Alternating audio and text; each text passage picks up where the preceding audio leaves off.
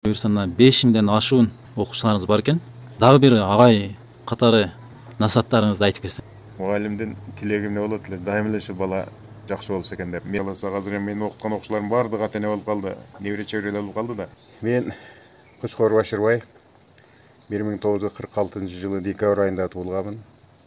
Мугалимдин үй бүлөсүндө атам Шерматов Кучкор бул райондогу эң мындай бир таланттуу, күчтүү, билимдүү, тажрыйбалуу тилчи, адабиятчы мугалим болгон. Анын окуткан окуучулары, тарбия алган инсандар азыр эң алды ушу билимдин доктору. Анан кийин ушул көтөрмө айылындагы азыркы жаштарды тарбиялаган, ошолорду дүйнөгө алып келген бир жакшы инсандардан болушкан. Анан мен өзүм да мугалимдикке оңой эле келе койгонум жок менчен. Атамдын негизги максаты мени ушул бир айыл чарбасы боюнча кандайдыр бир адис кылганга өтө кызыкчу эле. Бирок мен айыл чарба адиси болгуманча келбейт эле. Ошондук колхоздо 2 жыл иштеп калдым. Колхозда 2 жыл иштегенден кийин анан бир күн атам келип, "Эй балам, келчи, бир сүйлөшөйлү" деди. "Окуйсуңбу?" деди. Анан мен "Ата, окубай эле коеюн эми. Колхозда иштесем деле жакшы болот го" десем. Ойлонуп туруп анан "Балам, билимдүү адамдын турмушу да башкача болот. Билимдүү адам дүйнөгө көз карашы дагы ошондой бир билимдүүдө көз карашта болот. Ошон үчүн менин көзүмдүн тиригинде Алла мени себеп кылып билимдүү болуп окуп ал" деди. Анан ойлондум анан ошондо. Ойлонуп анан "Анда сиздин эле кесибиңизди улантсам, ушул пединститутка эле тапшырсам" десем, "Анда кайсыга тапшырасың" деди.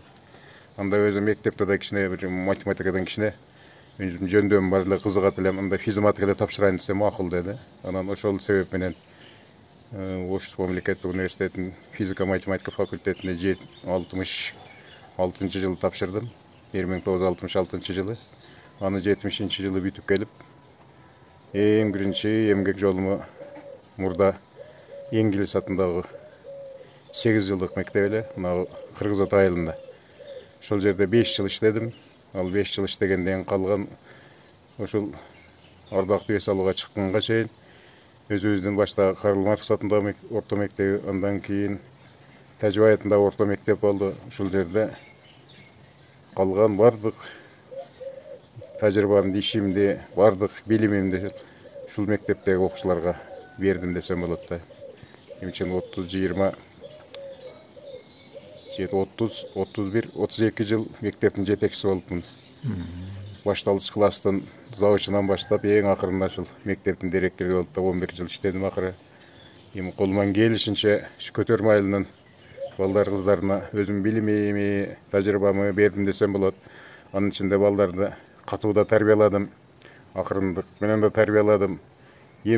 Тарбия ишинде көп кырдуу жолду басып өттүм да. Ошентип азыр ардактуу эс алуудамын, Кудайга шүгүр. Мугалим болуп иштегениме мен да арман кылбайм да.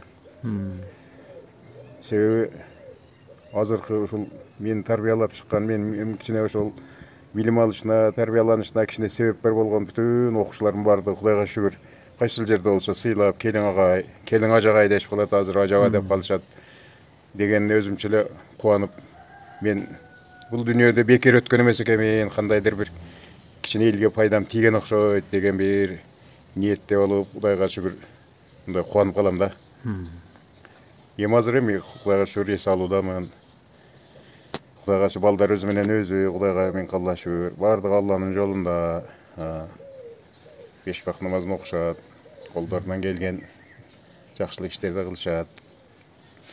Эми биз болсо элибиздин тынчтыгын, мээланын тынчтыгын, балдардын тынчтыгын Кудайдан тилеп коюп отурабыз. Мындан ажырашуу өтө кыйын да. Азыр мына азгы доор, мезгил, бул турмуштун талабы да башкача өзгөрүп, элдердин көз карашы, мүнөзү, турмушка болгон көз караш таптагыр өзгөргөн мезгил болуп калды. Айрыкча баягы компьютерлештирилген, ушу телефондун жогорку деңгээлде өнүгүп жеткен бир чектер убактылар болуп калат дагы. Балдар менен көпчүлүк убактысы ушу телефонго кетип калып атат. Мунан ажыраш өтө кыйын. бирок кандайдыр бир жолду таап onu azaytsa болбосо телефонду кандайдыр бир баланын өзүнүн турмушуна керектүү нерселерге пайдаланууга мындай бир жол көрсөтсө болот да. Мында ата эне менен мугалимдин биргеликте иштеши, биргеликте талап коюшу, ошого бир жол көрсөтүшү, телефонду кантип иштетиш керек, кайсыл мезгилде иштетиш керек, кантип иштетиш керек, мына ушуну ата эне менен мугалимдин биргеликте иш алып барышында менимче анча бир оң натыйжа берет деп ойлойм да. Себеби мына азыр мугалим менен мугалимдин мындай бир окуучулар арасындагы авторитети өтө төмөндөп кеткен убак болот да. Себеби буга себеп мугалим менен баланын бирин баягы сыйлабаганы, мугалимди окуучунун кандайдыр бир деңгээлде бир мындай бир тоготпогону, же болбосо каяш айтуусу, мына ушундай себептер өтө көп болуп калып атат да. Ал бул мен ол баланын айыбы деп эсептебейм муну. Бул баланын айыбы эмес, бул үйүндөгү ата эненин айыбы. Себеби ата эне сыйлабаган бала мугалим да сыйлабайт. Эгерде ата энени сыйлаган, ата эненин сөзүн уккан, ата эненин жакшы урматтаган окуучу бала болсо, сөзсүз мугалим да сыйлайт. Себеби мугалим бул деле ата энеге окшогон киши да. Себеби жакшылыкты үйрөтөт, жакшылыкка баштайт, илимдүү болсун дейт, адептүү болсун дейт, ахлактуу болсун деп мына ушуга гана умтулуп атат баягы баланы. А бирок бизде мына ушундай болбой атат дагы. Эми бардыгы эле окуучу дебейм. Анын ичинде бар болуп калып атат. Анан мугалим балага кандайдыр бир деңгээлде өзүнүн чындап билимин бере албайга учур келип калып атат да. Себеби бала жакшы кабыл албай калып атат. Бала себеби мугалимди тоготпой калып атат, мугалимдин тилин укпай калып атат. Анда мугалимди иренжитип коюп атат дагы. Койсом баары бир айтсам дагы эле ушул бала ушундай экен деген ойдо калып атат да. Бирок андай болбосо мугалим дагы издениш керек. Ошол баланы жакшы жолго, ошондой адаттарды таштоого. Мына ушундай бир бардыгы азыркы техникалык каражаттардын бардыгын баланын өзүнүн турмушуна, келечегине жакшы пайдалана турган бир кандайдыр жолдорду көрсөтүү бул азыркы турмуштун талабы болуп калды, өтө көйгөйдө болуп калды бул. Анан буга ата эне менен биргеликте иш кылбаса, ата эне четте туруп калат, мугалимге эле иштин баарын оодарып койсо анда бул ийгиликке жетишпеген ишпиз деп издейм да. Себеби мен өзүм 40 жылдык тажрыйбаман ушундайды көрөм. Себеби менде мындай бир неме бар эле да.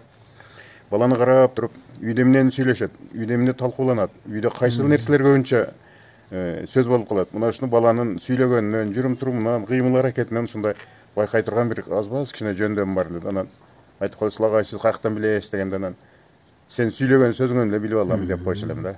Мына ушундай азыр үйдө бала эмнени көрсө башка жерде ошону кылат да. Себеби баягы куш уяда эмнени көрсө учканда ошону кылат деген макал бар эмеспи? Бул макал куш үчүн айтылган эмес, бала үчүн айтылган нерсе да. 40 жыл иштедиңиз да. Ошол учурда денеңизге мугалимдик сыпат сиңип бүттү да. Көчө көйдөн мисалы үчүн жаш балдардын тур эмес жоруктарын көрсөңүз мындай чыдап тура аласызбы же айтасызбы? Кайсы жерде болсо, мисалы үчүн мектеп канча-мынча чакырганда барып калам, ал жерде дагы, мисалы үчүн айыл өкмөттө аксакалдар сотунун мүчөсүмүн, ал жерде дагы мына ушундай терс нерсени, мындай бир кичине бир мына ушул турмушка же болбосо бул адеп ахлакка жакын алысыраак болгон нерсе болсо мен аны ошо тартынбайм. Анан мени жаман көрүп калат экен деп дагы мындай ойлобойм дагы. Ошол жерде ошону айтып нетип ушуну туура эмес кылдың мындан дагы. Жок дегенде көчөдө келатканда эле көчөдө кандайдыр бир нерсе жатса, ошону бала таштап кетсе, аны чакырам, берке. Мына жакшы болбой калды окшойт десең, анан келип туруп дарап алат да. Бир эле кичинекей мисал. Ошон үчүн ал эмес көчөнүн тазалыгына дагы, арыктын тазалыгына дагы дайыма киришип жүрө берем да. Киришип жүрө берем. Ошон үчүн көчөдөйлөр дагы мына келатат, анал жерде мындагы деген сөздөрдү угуп калам да. Бул жагына өтө мындай неме кайдыгер көз карашта болбойм. Кайдыгер көз карашта болом. Себеби элибиз, журтубуз, балдарыбыз жакшы болсун эле деген ниетте болом да мен дайыма. Ушул бир жамандык көрүп калбаса экен, ушул нерседен бир зыян тартып калбаса экен деген ойдо эле баягыны айта берем. Анан насаатты көбүрөөк айтам. Кээде балдар жаныма майда балдар качып да калат да. Агай баары насаат айтат да булабыз дейт дагы, анан качып калат. А болбой качканына карабай кээде алардын жолун таап, тилин таап, берке деп алып туруп анан кийин аңгемелешкен күндөр өтө көп болот.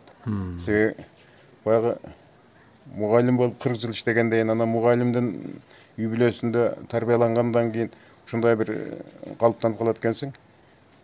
Кандайдыр бир чоң да болсо, кичиде да болсо, кандайдыр кемчилдик болсо көзүмө көрүнүп калса, ошону айтпайынча кетпейм да. Бул жаман адатым чамасы. Жок. Акыры элдин ичинде бирөө болуш керек да айта турган.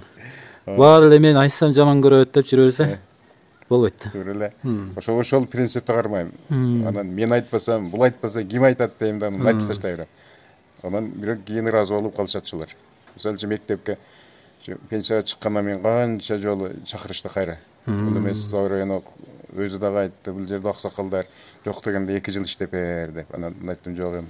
Чарчадым биринчиден, экинчиден жашым улгайып калды, баштагыдай күч дем жок деп ушинтип. Бирок анча-мынча мындай колуман келген, акылым жеткен насаатым болсо айтып кое берем. Аны аябайм да, тартынбайм да. Биздин Токтогул ырчы атабыз жаш кезинде ушундай башына кыйынчылык түшкөндө, ачкачылык келгенде жокчулук деп ырдаган ыры бар экен да. Эми сиз дагы эл үчүн иштеген, эл үчүн күйгөн инсансыз да.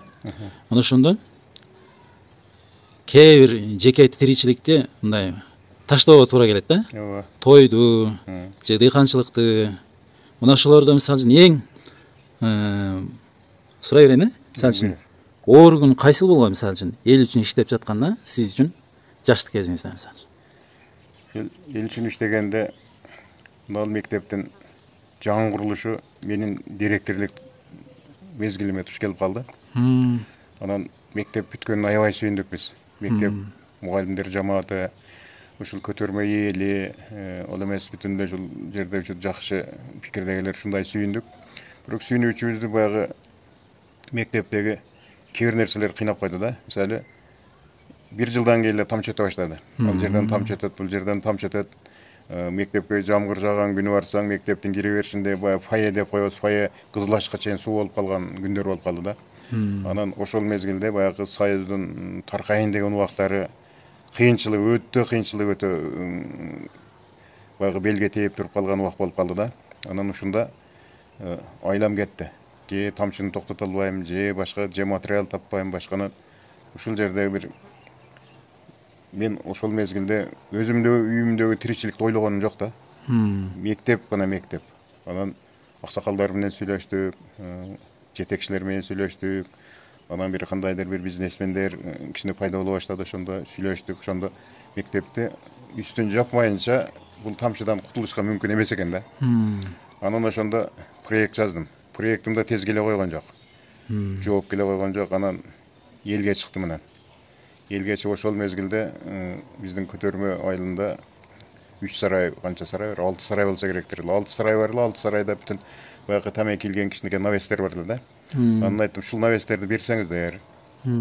Ушул навестердин материалын эптеп, ушул неметтер ушу тамчы өткөн жерди жаап алсак десем, элден айланып кетсе болот деген элдер макул көрдү. Беребиз деди. Керек болсо сарайды да беребиз деди. Анан ушунда биз 6 сарайдан 6 навес алдык. 6 навести 1 айда бузуп бүттүк биз. Материалын бүттү, мектеп калып келдик. Мектеп калып келгенде эми баягы сынык шипрлар бар, эми материал ар түрдүү. Ошондо тамчы өткөн жердин үстүн жаптык. Анан мектептин бир блогун жаап бүттүк да. Ошондо элге ушундай бир неме кылганда, эл ар бир колунан келгенин берди да. Биз ушундай дедик, эгерде болуп калса бирден терек берсеңиздер десек, кээ бири 1 терек берди, кээ бири 5 терек берди, кээ бири акчалай берди. Ошондо бир ыраазы болдум. Бир үйгө кирсек, айтты, менин терегим да жок деди, башкам да жок. Мына бир 2 метр рейкасы бар экен. Хур чыкпастан ушул рейканы болсо да алып чыгып кеткиле, акыры менин үйүмөн хур чыкпагыла деди. Анан ушундай бир элге ыраазы болдум да. Эл демек, эл көл экен, эл ушунчалык бир өзүң баягы жакшылыкка бир кичинеме болуп койсоң, жакшылыкты эл менен кылсаң болот экен да. Ушинтип отуруп баягы мектебибиздин бир жагы